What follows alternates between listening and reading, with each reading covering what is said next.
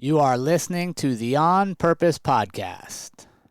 What's up, everybody? Welcome to this week's edition of the On Purpose Podcast, where it's our privilege to show up and share stories that inspire you, get you thinking a little differently, maybe hold you accountable, and just get you moving in the right direction. One of the big things we were doing at the end of 2024 was putting ourselves in position to create momentum into 2025, both in our businesses, our personal life, our fitness goals. And now it's time to continue that, right? Like we create momentum. Now it's time to continue through small actions, moving things forward. And I'm excited to have a message like that to kind of open up this week's episode, where I'm going to share the story of one of my good friends, a personal friend that I met about 6 years ago that had attended one of my classes.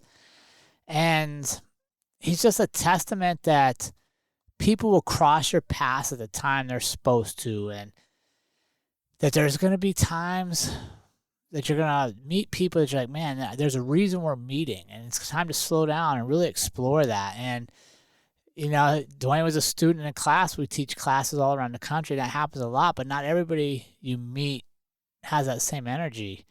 And we've been friends ever since. It's been over 6 years now. Our friendship's grown, and it started really with funny stuff, like stuff that I share his story in my class. I think it's super. I find it funny, but I want to get his take on it. So this week, you'll hear for the first time from Dwain on his view of how our friendship started when he came to class, what it was really like.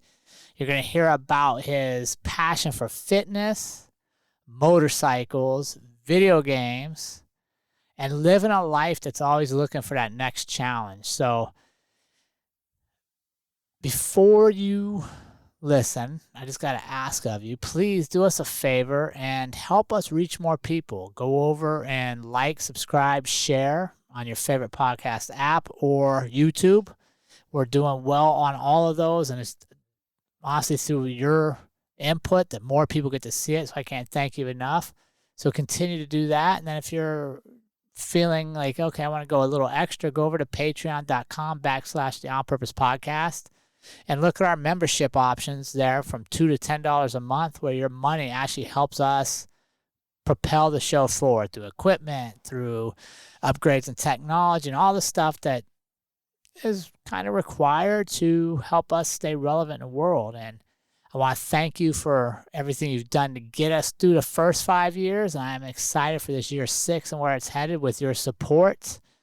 And the On Purpose movement, it's not going to slow down. I guarantee you that. So sit back this week. I hope you enjoy this conversation with my good friend, Dwain Allen. This episode is brought to you by Brenda Rice, a dedicated local realtor in Northern Colorado. Having known Brenda for over 20 years, I can vouch for her hard work and dedication while watching her transition from a police career into real estate. Brenda has teamed up with Shelley Borman from Loan Depot to create a tailored first responder program, making home buying in Northern Colorado easier and more affordable than ever. Special incentives are available to our listeners. For more details, reach out to Brenda at Brenda Rice Co. Realtor on Instagram, or click the link in our show notes. Dwain, welcome to the On Purpose Podcast, young fella. How are you today? Good, my man. Good morning. How you doing? I'm blessed, man. I'm blessed to get you here and to share your story with our community. It's been a lot of fun watching your journey, and I share our story a little bit in a lot of the classes I teach. That very first time I ever met you, and I just gotta tell you, like, sometimes you meet people and you're like, man, I'm supposed to meet this person. Like, I'm either supposed to teach, I'm supposed to learn. But there's a reason we're here, and I've always felt that way with you from that very first class when I met you. And that was like 6 years ago, dude. No, every time I look at my wall, I got the cert for the first time I went to the class. I'm like, man, that's been a while. It's been a while. Yeah, and I think it was super awesome because it was really outside your comfort zone at the time. Very. And I think it kind of goes into where I want some of this conversation to go later, and that is the importance of getting out of your comfort zone and being open to the people whose path you're going to cross. 100%. 100%.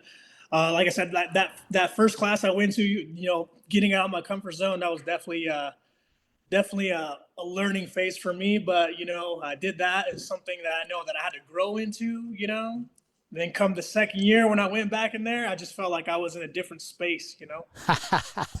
I love it. All right, but before we get to that, because that's some good stuff, I got to warm you up, man. I know you're a big fitness guy now. You just don't get up and get off the couch and go to the heavy lifts or the fastest run ever. So I got to warm you up. You ready for this warm up, Dwayne? Yes, sir. Let's go. All right, here we go. Sunrise or sunset? Ooh, I like the sunrise. Why is that? Sunrise. I mean, I feel like that's the beginning, the start of a new day. You know, that means it's like whatever's in the past, you're already starting on the present, and then boom, it's up to you where you go from there. Oh, that's great. Favorite book? Ooh, man, that's an easy one for me. I'm not really a big reader, but I was put on by my cousin about the David Goggins book, Can't Hurt Me, the first book that I would say I actually enjoyed. And I've probably read that book about a good 6 or 7 times already. What was it about that book that spoke to you?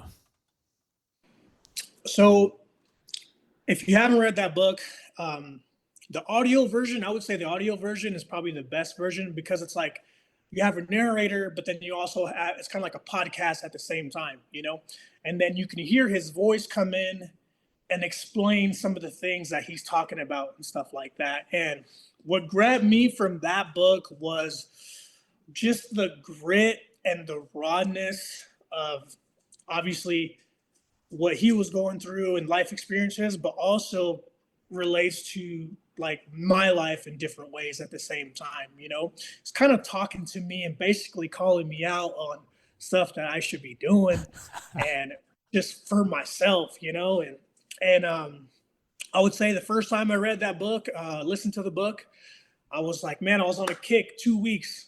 Boom, boom, boom. I was like, let's go, locked and load. And then I fell off. Just how most of us, we see something that motivates us, we get locked in, and we good for 2 weeks. And then we start to slack off sometimes or whatnot. And then I decided to read it again.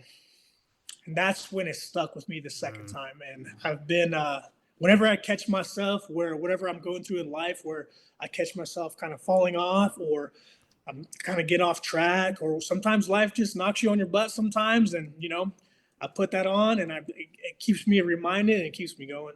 Awesome.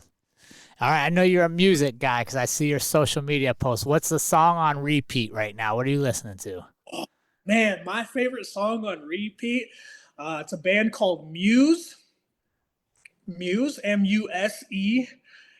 the song is called Killed or Be Killed, but it's a hardcore metal song, but I just love the choreography of that song. And I have that song on repeat when I'm 8 miles deep in a run, and it just keeps me going. Just fuel to my fire, man. A heavy metal. I was not going to guess that one. That's I love some good Kill Switch Engage. You know what I mean? Avenged Sevenfold. I love that stuff, man. A lot of people don't expect that I listen to that stuff, but I do. Yeah. All right. No, that's good. I'm about to look that one up. All right. What's a quote that you live by?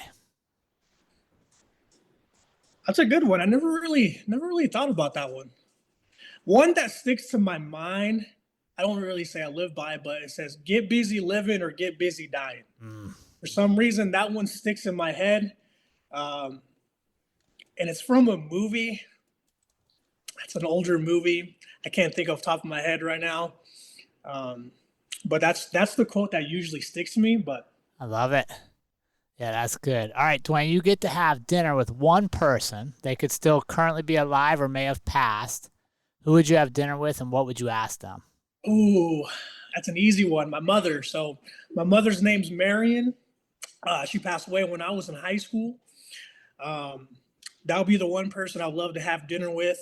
And the conversation would be, based on my life after her passing, is to basically just kind of look and be like, how have I become as a person, as your son, after all these years have passed? Yeah. That would be one for me for sure. Dude, that's powerful, huh? Yep, that would be one. That's easy money for me. Yeah, no, I love it. I love, you know why I love that question? I love when it's an easy answer for people, is it means they've also thought about it. And they've also reflected on, man, what would my mom think right now? Mhm. And sometimes that'll help you even make decisions in your life. 100%. 100%. And I get a lot of family members and, people that know me pretty well. And, when certain things happen in my life, they'd be like, man, your mother will be proud of you, you know? Mm, And in my mind, I'm like, how in the hell do you know that? You know what I mean? yeah. So to have that dinner and have that sit down and that, shit, even just that face to face to be able to hear that and see that and also to feel that after all these years have passed. Yeah. No, that's good. And I think it keeps you, it's another thing that helps keep you honest in life, right? If you know, like, wait a second, I'm gonna meet her again someday and I want her to be proud of what I've done. Yes, sir. 100%. Yeah, that's good. How you feeling? You warmed up? Oh yeah, I'm good, man. You already know me. I go with the flow, man. I'm good with it. All right. I want to start with when we first met, because I have my perceptions of how that meeting went and how we interacted in class. But I'd love to hear what you thought and share that with the audience, because I think our relationship is super. One, I think it's special to me, and it's super cool story to share with people that, like, you're gonna meet people to impact your life, but you're not gonna know it unless you pay attention. That's very true. I would say the so meeting you for one, that class, getting signed up for the class in the beginning, you know what I mean?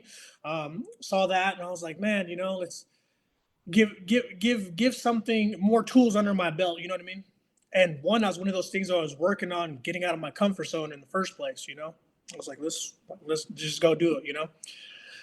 First time walking in and you were there early. You're there early all the goddamn time. So, you know, I get there. I remember, meeting you, didn't think too much at first, but after as the class progressed throughout the day, and I was like, man, this guy he's kind of quiet, but he comes off kind of arrogant at the same time. You know what I mean?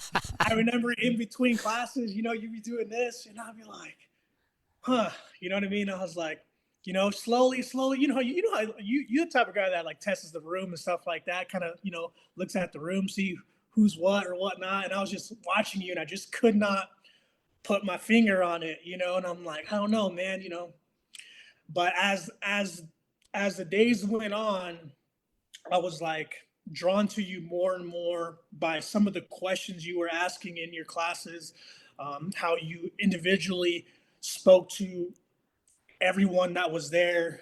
And I remember the one thing that stuck out to me the most was you asked the class uh, what what is your fear?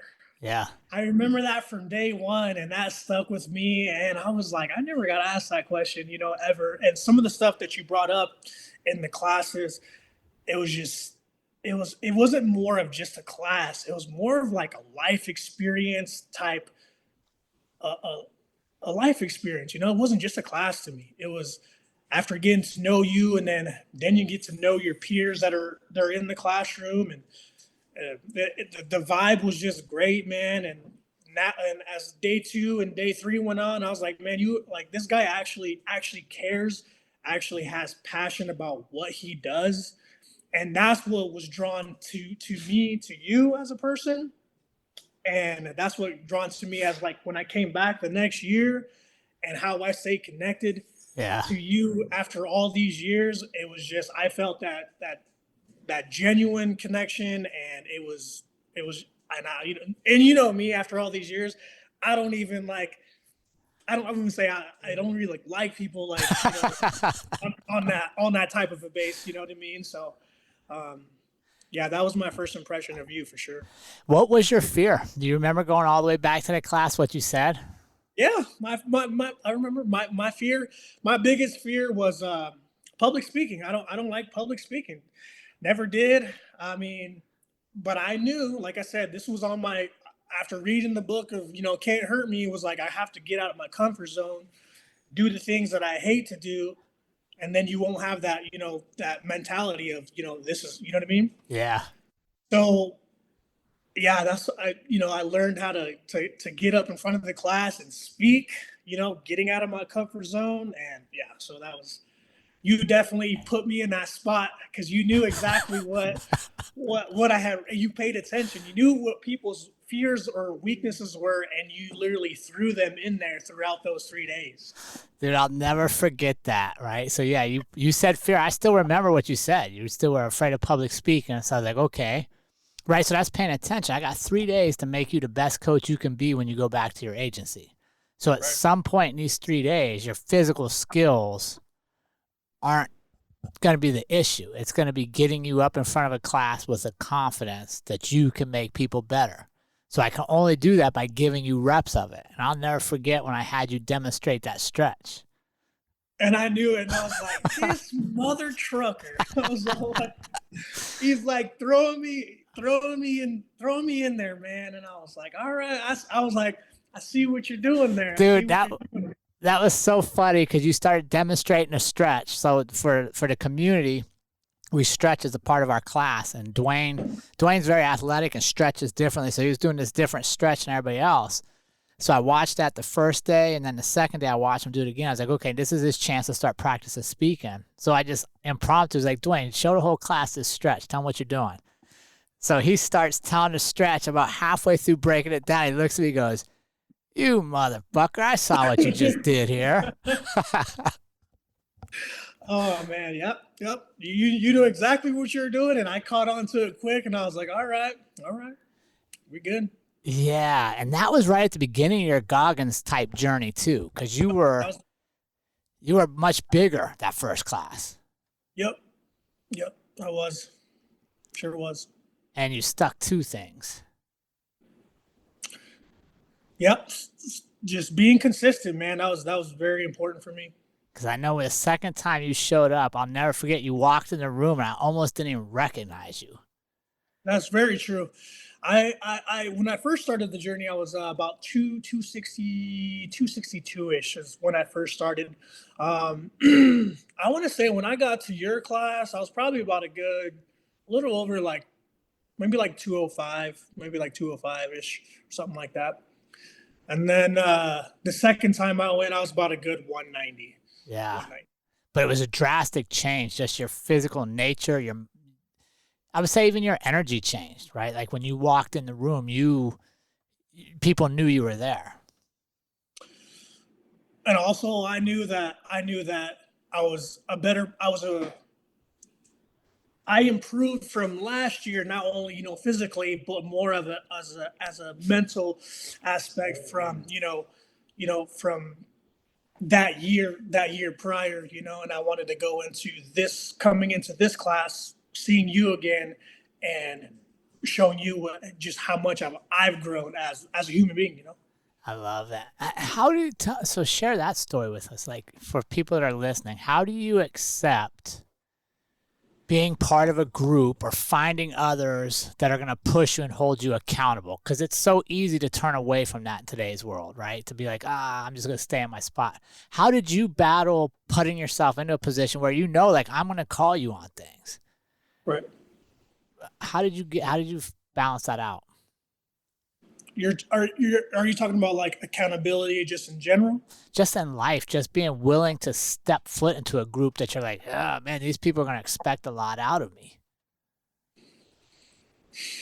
I think for me is just obviously people say that I mean change in general, man. You're either getting better or you're getting worse. That's what the man says. So there's no such thing as just staying in one spot, or being complacent, or you know what I mean. It's like either you're going backwards or you're going forward. So at the same time, it's like I want to be the best version of myself, so then I can impact others while I'm doing that. Do you know what I mean? Mm-hmm. And that starts off by holding myself accountable, and for me, it starts off with my physical deal where I get up and go do my miles, go do my gym deal, and then it prepares my mindset for the day. And that's why you asked, do you prefer the sunrise or the sunset? I prefer the sunrise because then I can start that day off boom, boom, boom, knock those things off. And then I can go tackle on the work day or if I'm on my day off or just life in general, you know. But you have to, for me, it's like you have to do those little things, such as holding yourself accountable. As when you wake up in the morning, did you make your bed? Simple things like that, you know. Just make your bed. Did you take out? Do those things around your house because this is your place. This is your home. This is your peace. So if you can't do these things in your house or your home, how do you expect to do those things out in the real world? Oh, yeah, that's good. This episode is brought to you by Erie Coffee Roasters. Our ethically sourced coffee is not just a drink, it's a commitment to quality and sustainability. Erie Coffee Roasters' online subscription service makes it easy to enjoy fresh coffee delivered right to your door. Use code ONPURPOSE at eriecoffeeroasters.com for 10% off your first order, or join us at our Erie Coffee Roasters Cafe in Frederick, Colorado, where every cup tells a story. Discover your new favorite brew today. Now, are you a big journaler, or how do you set goals and stuff? Well, talk me through that process. Goals for me, I would say I'm going to separate my physical goals to other goals. Like my physical goals, I pick something, and you know me as well as like, you know, my physical goals is, you know, running. Running's my big thing. So for me, it's setting either certain times or distance. For me, one of my buddies, his name's Brunzo Labor. I remember my first running journey. I think I've only ran like 5 miles was the max distance at the time. And I came across him, and he's big into running, and he's all like, "Oh yeah, man, you can do 10 miles, or you can do half a marathon." I was like, "I don't know, man. I don't think I'm ready." You know, he's like, "You're ready." You know, he's like, "You're ready." And for him telling me those things and knowing what your body can do, you know what I mean? As long as your mind put you, if your mind tells you that you're not going to make it, or you know, you're already setting yourself back, you know what I Right. mean? And he has brought me out on so many things. I did my first half marathon with him. I did my first marathon with him. I did my first 50K with him, you know what I mean? And he's that, you just don't know where how much your body can handle, and it's crazy to actually like see that, when you know what I mean. So Yeah. as far as like personal goals, you know, besides, you know, the fitness deal, is if I see something and I know I'm not good at, usually people's goals are something they're not good at, you know what I mean, or they have no experience. So you have to just take that risk to go try it and do your best that you can in it. You know, for instance, like I took a a drone pilot's test. I don't know anything about drone in the air. I don't know nothing about that. And I know, I was like, man, the class is this much money. You know, then you got to take the test. That's another whatever so much. You got to score a certain amount. You know what I mean? And I was like, man, but I just went and did it anyway. I didn't know anything about it. But as long as you apply yourself the best that you can, regardless of the result, at least you can tell yourself that I did the best that I can. And if it doesn't work out, if you really want it, turn around and do it again. There's nothing wrong with that. Yeah. How'd you do in the drone class? I was good, man. I passed on my first try, and I was sweating bullets. I tell you that. I was just like, man. And but I had that positive mindset, but I was sweating though, you know. But I know that I studied. I went over it. I paid attention in class, and you know, I knew that whatever outcome, I was going to be okay. Yeah, so it's interesting. You seem to find like what I call mentors, or people that are going to help push you to Yep. believe. What do you think is the mindset required to attract those kind of people to your life? First off, when you meet those people, you're gonna know those people when you meet them. You know what I mean? There's gonna be those friends that are gonna be there when you're like, oh, I don't think I can do it, or they're gonna they're gonna they're gonna test your mindset. You know what I mean? Like you, for instance, you test your mindset. You make others think about some of their actions or what they're doing. Or for instance, I remember the one question you asked us in the first class was like, "What is your why?" I heard that before. I knew what my why was, but I'm pretty sure a lot of people didn't understand that question, you know, fully in depth, you know.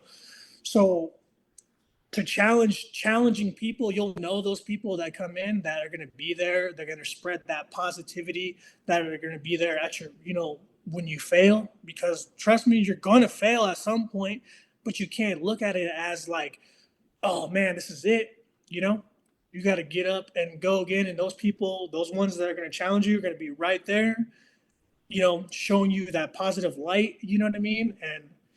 And it's hard to find those people, to be honest. You think it's hard to find them, or we're just not paying attention? In my opinion, I think it's hard to find those people because there's a lot. I feel like there's a lot of negative energy in the world, not so much positive energy.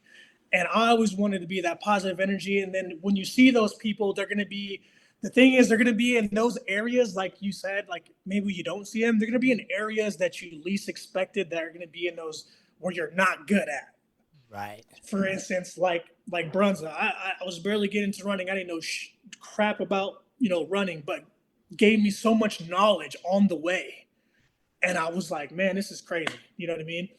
When I came across you, I was like, man, I get more life knowledge. Like I was telling you the last time we had dinner, I was like, man, dude, if I talk to you about most of my personal stuff when it comes across at times. I'm like, dude, I'm gonna talk to Jerrod because I know Jerrod's gonna just, tell me straightforward. And you're not gonna give me no BS. You know what I mean? Yeah. And you're gonna have that mindset where, hey man, you're messing up, or hey man, you know what? Take that risk. You know what I mean? So when you find those people, you'll know. You might not like what they want to say.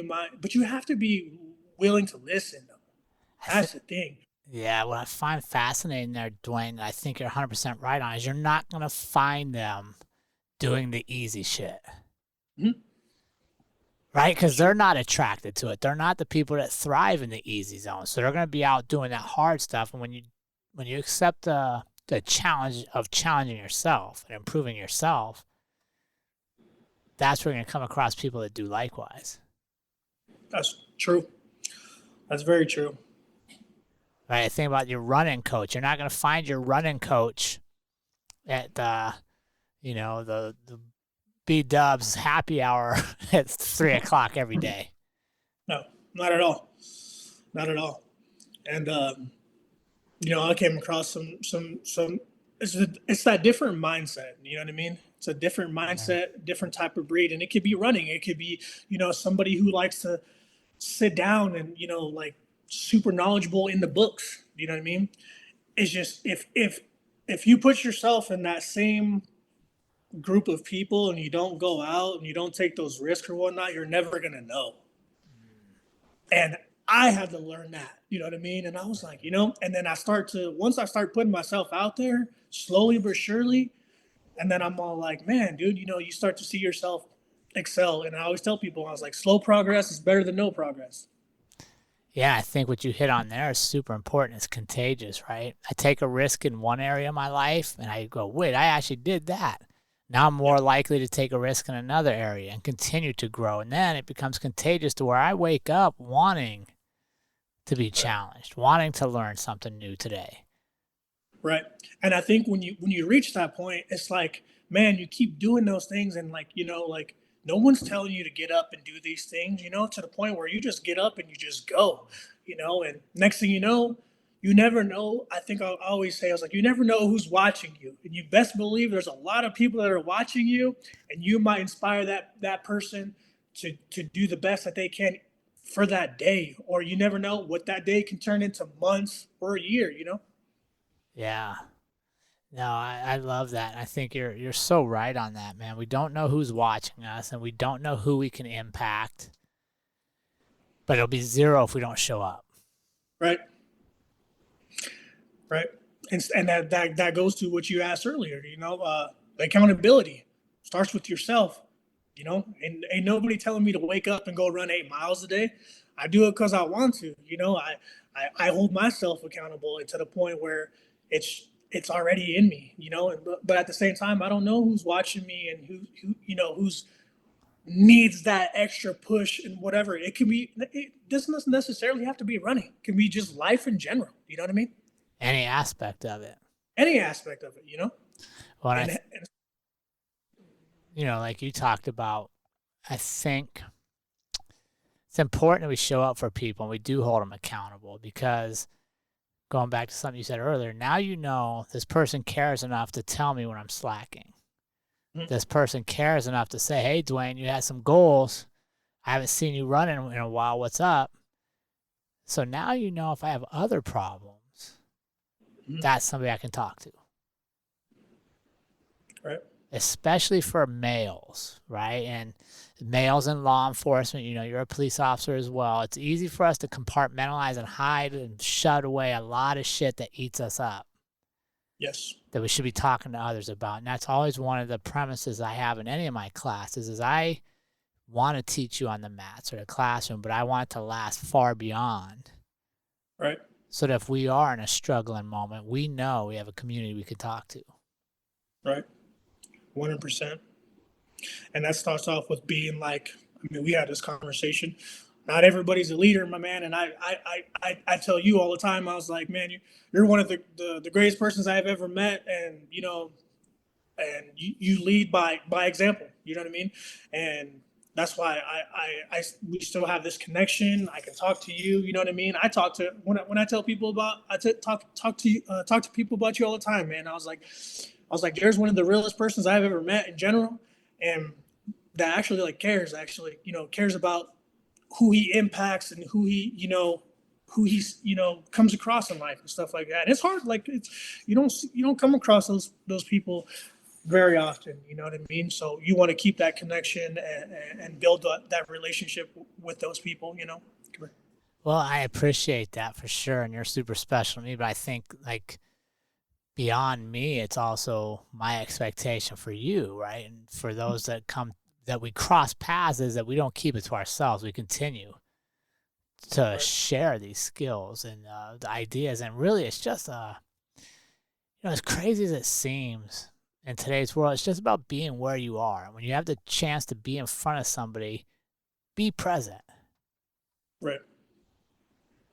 Like, Right. listen, especially in law enforcement, where it's easy to say, "How you doing today?" I'm good, and you just cross paths and you go, and you're like, "Wait a second, that doesn't seem like he's really good." He just said that, and take a minute and go ask, "Hey, what's going on, man? How we doing?" I'm glad you said that right there. Especially being in law enforcement. Me in general, just because like I like to care, and I like to know where the mindset of who I'm working with on this shift during this day, during that shift. And I'll ask them, I was like, man, hey, hey man, where's your head at today? And me, I sense people's energy, body language to the T. And then, and I'd be like, hey, something's going on, because that's very important. You gotta have that mindset before you start your shift. You should have that mindset in life in general. Um, and being an FTO at the same time, you're responsible, so you gotta make sure that this person's mindset's where they need to be at, because that's going to reflect a whole lot of other stuff later down the road. Yeah, yeah. For those not in the police community, FTO is a field trainer, right? So now you're training a new folk, a new Mhm. person on all the job. And what I always like to remind trainers, leaders, is look beyond the person that you think you're leading, right? Like look beyond. When I see Dwain in my class, it's easy to say, okay, I'm just coaching Dwain, but in reality, I'm not coaching Dwain. Because if I coach Dwain up properly, I'm coaching his niece, his sister, his best friend that he checks on who's not having a good day, but he knows Dwain counts on him. He can't count on Dwain. Right. Right. Sometimes we give too much credit and impact to all these celebrities and all these blue check marks and all these people. And the real power we have is to impact the very people right in front of us. And we can all do it. We don't need any extra skills. Right. 100%. I agree with you on that.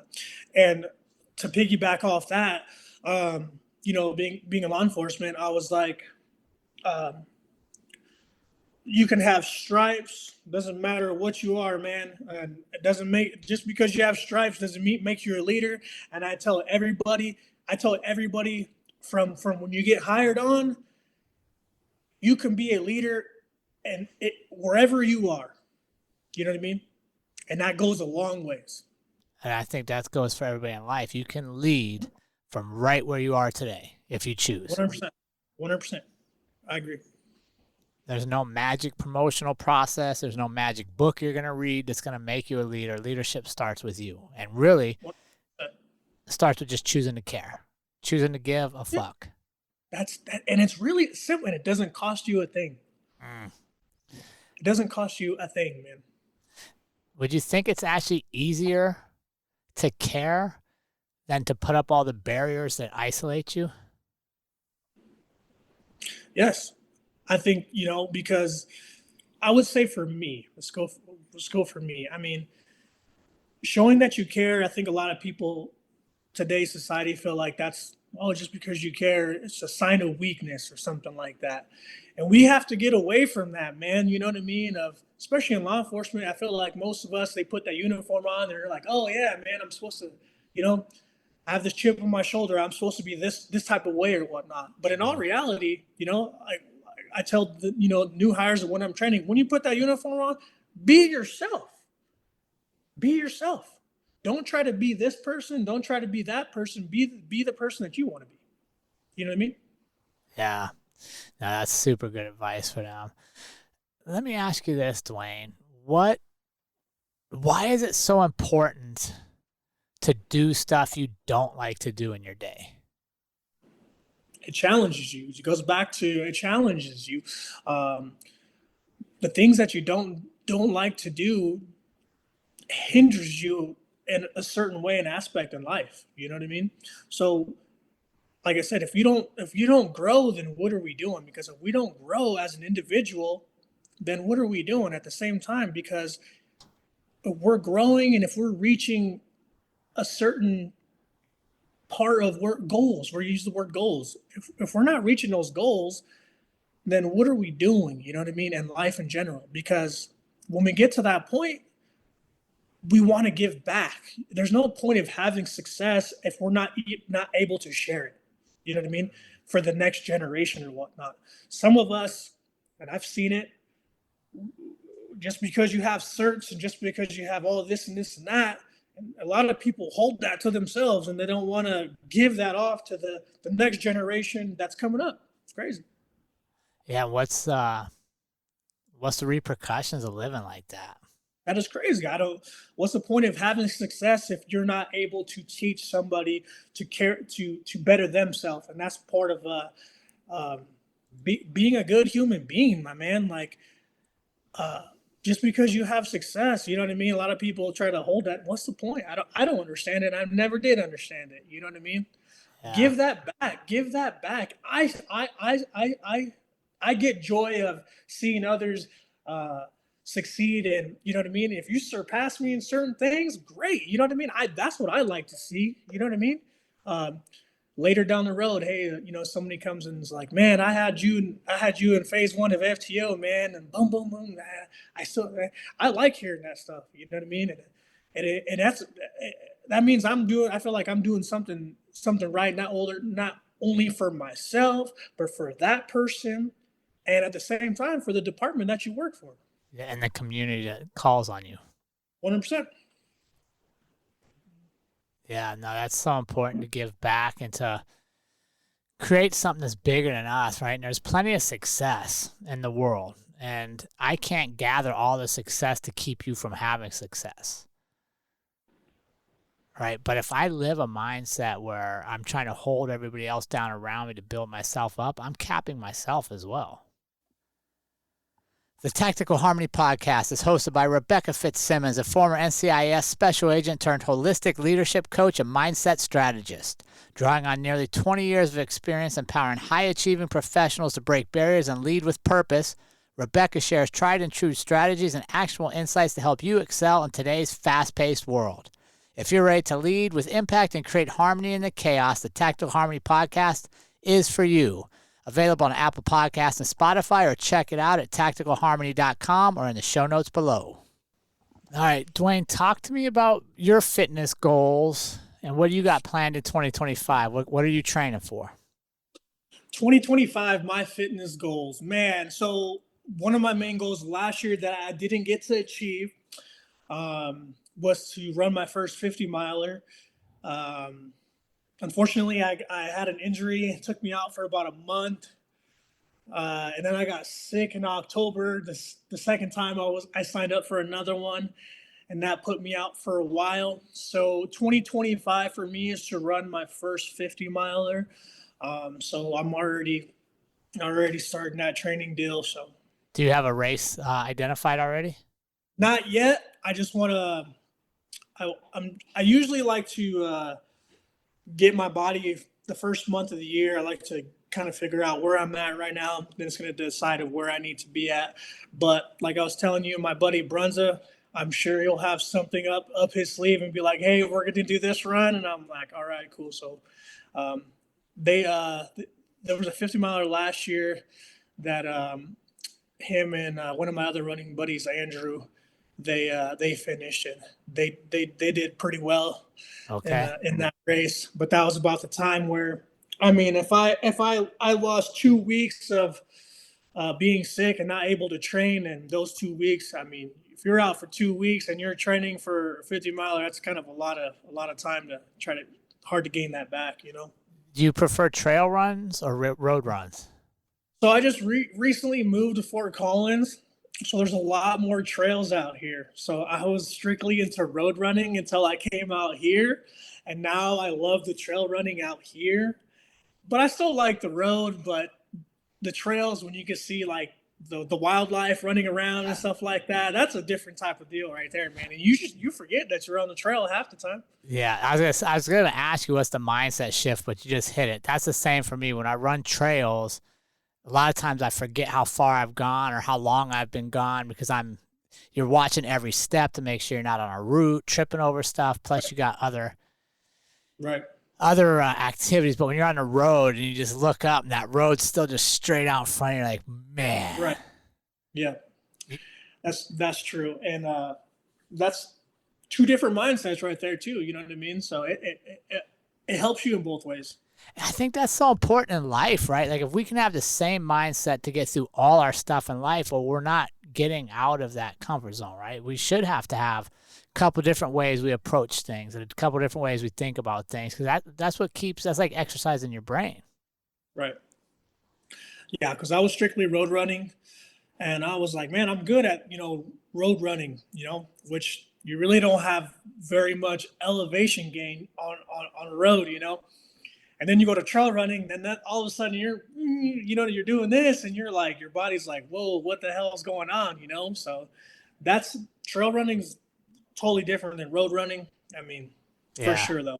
But I feel way more enjoyable though. Which one is? Trail running. Okay. Yeah, I like it. I just finished reading Born to Run. Have you read that book? I have not. All right, we'll put that on your audio list, and you super like that. It's about this tribe in Mexico that lives up in the mountains, and they run like these ultra races, and it's just their way of life. Life. Yeah.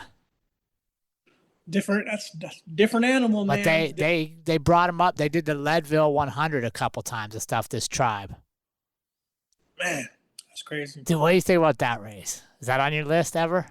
I don't know, man. I don't know about that. Like, I always say I'm going in increments right now. Started off with a 5K, half marathon, did the 50K. My next one's at 50 miles. Now 100 miles. I mean, that's a little different, man. So once I accomplish the 50, and then that'll be something for me to think about. Yeah, I feel like I need to come out and be part of your team one of these deals because I know I can't run as fast as you. I see them damn splits you post. I'm like, man, I'd be like halfway through by the time this kid's done. The crazy part about it, when I was training for the 50, my buddy Brunza was like, "Hey, you got to slow down your times because But my body naturally wants to go. Yeah. Like I it's hard for me to run eights. Like I run between like a 7:30, 7:45 on average, and I'm cruising, and my heart rate's at like 135 or something, Dude, you're an animal, man. and you know what I mean? But I know that's something that I have to learn is to, slow down my pace myself for those longer runs. You know what I mean? Yeah. No, that's so good. All right, I can't let you go without talking to you about this, my young man, because one of my Yeah. favorite things to watch about you on your social media is video games, motorcycles, and the bachelor life. How's that working for you? The Bachelor Life. Dude, some Oh of the my stuff God. you post about the bachelor life and you have those guys telling girls what it's like to be a man and stuff is just hilarious. Oh my God. So we'll start off with motorcycles. Law enforcement, you know what I mean? And life in general. I feel that everybody needs to have a hobby of some sort to keep their mindset occupied. You know what I mean? I feel like a lot of people nowadays don't have very many hobbies. Right. It's either go to work, come home and work, or deal with life stuff. But you got to make some time for yourself to have those hobbies to escape life, even if it's for like 30 minutes, whatever. You know what I mean?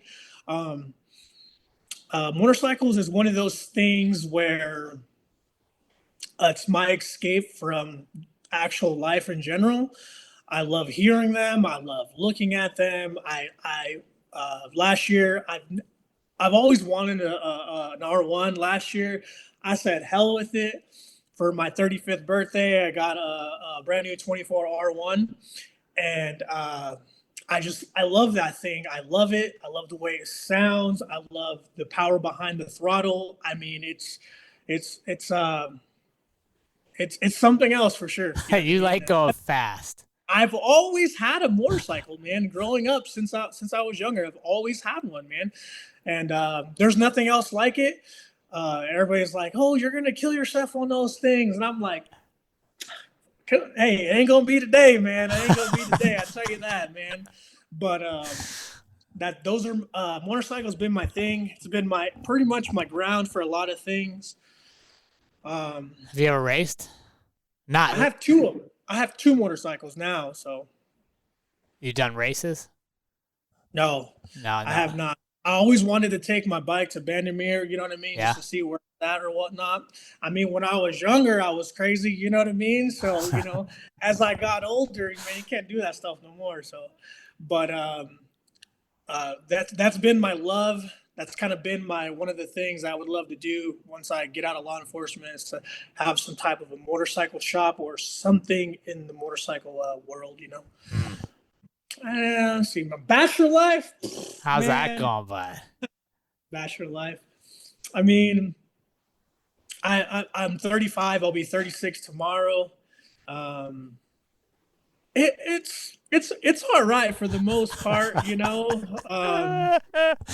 Dude, all right for the most part. I mean, I had a debate the other day.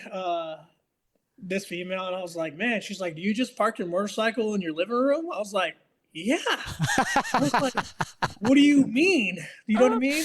uh, She was like, that would never fly if we lived together. I was like, well, that's probably why we're never going to work out then. You know what I mean? Like, I mean, like if I want my motorcycle in the house, it's going to go in the house, No, I just, I do. I mean, I have a kegerator in my apartment or whatnot. I don't know. It's just me. You know what I mean? Uh, I feel that kids are not for everybody. I don't have kids. I do have a recent nephew. I love kids or whatnot. I've been that person where I never wanted that responsibility. So I like having the time and the privacy and the space that I have. And I'm not knocking anybody who does have kids, but I'm also not knocking anybody who doesn't have kids. You know what I mean? Everybody has their own lifestyle. I think we should yeah. just respect everybody. I mean, my family gives me crap all the time. Like, when are you gonna have kids? And I'm like, that's never gonna happen. You know what I mean? Like, you guys should have known that by now. But Dude, that's hilarious. Your motorcycle is in your living room. I took it out. It's back in the garage, and I'll usually bring it in to clean it up a little bit and stuff like that. Sometimes it just sits in here. So That's hilarious, dude. Dwain, what an honor to have you on the show, my friend. It's great to share your story with our community. Where can they follow you on social media to stay engaged and live vicariously through all things with speed and fun with Dwain? So my Instagram tag is cartel swag 12. But what I'm doing different this year, I'm kind of limiting the social media type deal. I'm kind of scrunching it down a little bit, and only just posting like highlights or like achievements throughout the year, instead of posting a lot of the things that I kind of randomly post. You know what I mean? We didn't get to touch on my video games, but I am into video games. I play a lot of Call of Duty. So that's kind of one of my things I like to do. I like to stay inside, to be honest. If I'm not out running or riding the motorcycle, I'm usually inside playing Call of Duty. And I'm huge into sports. I'm a Chargers fan all day. I'm a Lakers fan all day. But yeah, I'm usually inside. What are you playing on Twitch? That people find you on Twitch to play with? So I just play on the PS5, and if we have gamers that are watching, Call of Duty has the new chat ban stuff, so I be getting chat banned like every day, and I'm on chat ban for 14 days, and so now I'm transitioning to Discord so I can actually talk to people. So, yeah, pretty Dude, bad. I find that so funny when you post that the video game chat bans you again. But I'm not even saying anything crazy. I'm just like, oh man, like, you suck. I'm not saying anything crazy or nothing like that, or you know what I mean? And there's other people on there, and I'm just like, how do people have comms, or how are they not banned? It's just crazy. Dwain, thank you so much for joining us, my friend. We wish you the best. Yes, sir, my man. Stay hard, my man. And remember, team, life is far too short to live any other way than on purpose. We will see you all again next week.